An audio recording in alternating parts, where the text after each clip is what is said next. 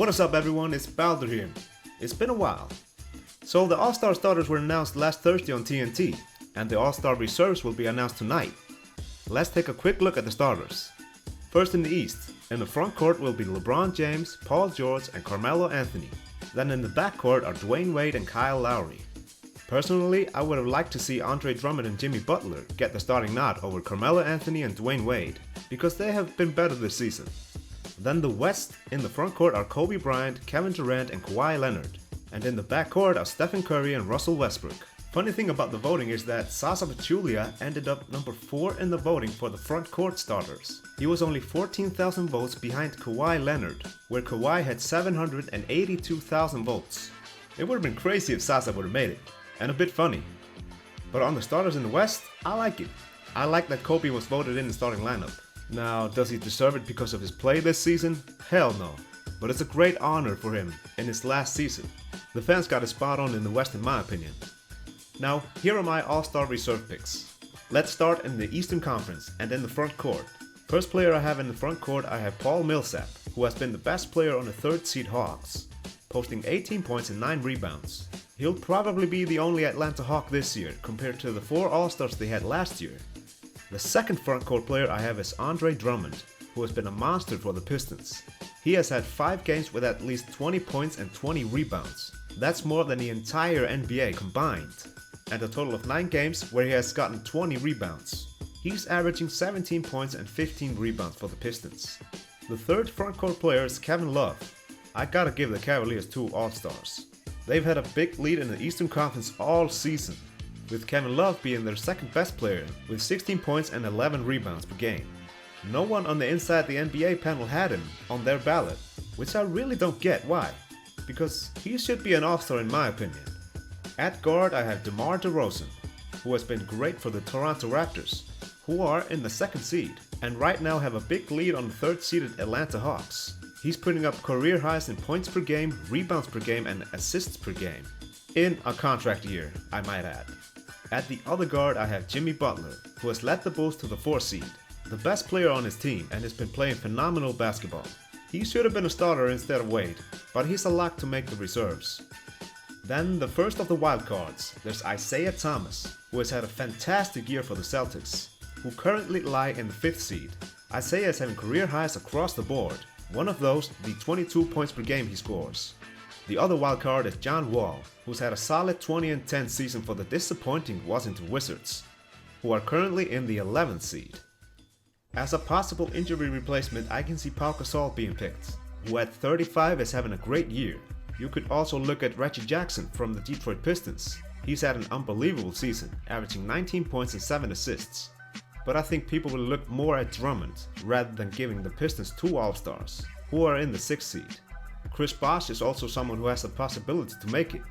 He's averaging 19 points and 7 rebounds, and I have no problem with him making it, but I just can't give the Heat 2 All-Stars when they are in the 7th seed. Now some of you might not like that I didn't pick Kyrie Irving, but he has simply not played in enough games to be an All-Star. He's only played in 18 games and is a bit rusty. Here's how Shaq, Kenny and Chuck picked. They agree on Butler, DeRozan, Drummond, Thomas and Wall. Then you see Millsap with 2 votes and Bosh with 2 votes. Then Shaq picked Gasol because he was a center. And then Chuck had Al Horford. Now to the Western Conference. In the front court I have Draymond Green. He's averaging 15 points, almost 10 rebounds and is 7th in the league in assists with 7 a game. I personally think he's the most important piece of the Warriors, because without him, they aren't the unique basketball team they are. The second front court player is LaMarcus Aldridge. He's averaging 16 points and 9 rebounds for the Spurs, who are in the 2nd seed in the Western Conference. The Spurs have to have at least 2 All-Stars this year.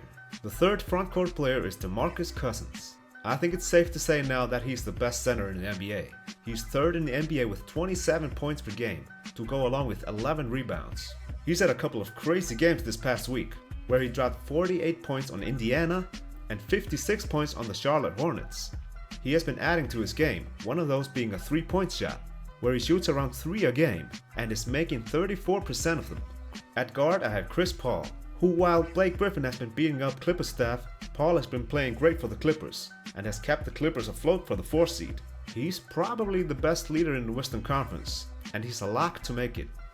And at the other guard is Klay Thompson, who is quietly in the whole Steph Curry hype, averaging 20 points per game. The Warriors deserve 3 All-Stars this year. They were hoping for 5 All-Stars, but that's not gonna happen. The first wildcard is James Harden. Don't take the order that seriously. If I had to pick between Klay Thompson and James Harden to make the team, I always pick Harden. Harden is averaging crazy numbers, 28 points per game, 6 rebounds and 7 assists per game. But the Rockets have been very disappointing this year. 2 games above 500 and in the 7th seed. They started off the season very slow, but have since then picked it up and have been playing a lot better. Then the second wildcard I have is Damian Lillard, who's having a career year, which is no surprise because he lost his entire team from last year. He is having career highs in points and assists per game. The Blazers are to some surprise fighting for a playoff spot, thanks to the great play of Lillard and McCollum. As a possible injury replacement, I can see the 37-year-old Dirk Nowitzki, who's had a bit of a resurgence from the last couple of seasons. I can see the coaches voting him in instead of Lillard, but I'm picking Lillard. Other possible candidates, Blake Griffin is obviously not going to make the team because he has a broken hand. Some see Tony Parker instead of Aldridge, and I have no problem with that. Then there's Anthony Davis, who's averaging 23 points and 10 rebounds, but the Pelicans have been simply terrible. They are currently in the 12th seed, but I can see the coaches voting him in because he is a top 5 player in this league. But personally, I think other players are more deserving. Here's how Shaq, Kenny and Chuck picked. They agreed on Paul, Green, Thompson and Cousins. Harden got 2 votes along with Tony Parker. Then Lillard, Griffin, Anthony Davis, Nowitzki and DeAndre Jordan got 1 vote apiece. Outside of these players I named in both conferences, I don't think other players have much of a chance of making it. But again, this is only my opinion, I'm just a fan. Who do you think will make the All-Star reserves? And if you're watching this after the reserves were announced, who do you think was the biggest All-Star snub? That's it. Like, subscribe, and peace. Look at who our reserves would be, and here are the panel of NBA experts. We're not experts, Ernie. Only God is an expert. Oh, you're right on that. Shaq, Kenny, and Chuck. And when it comes